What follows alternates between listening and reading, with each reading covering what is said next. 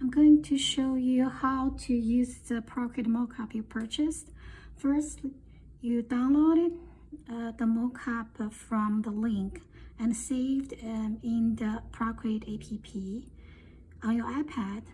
So on the left side, already save it, and on the right side is the pattern I want to put on the mockup.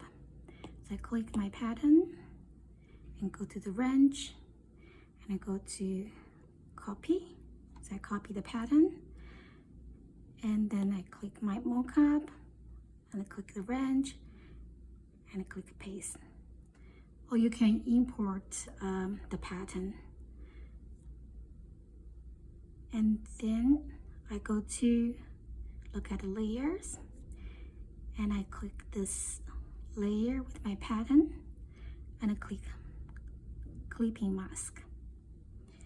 And below is the pattern that's within the mockup, and you don't need it. You can either uncheck it, or you can just simply delete it. That's fine. And then you click this arrow, and here you can resize your pattern to fit the mockup. In this case, I just leave it as it is, and it's done. It's so easy. And then you go to this wrench again, click share, and you can export. Okay, I hope you like this video. I put my mockup product link below if you're interested. Thank you.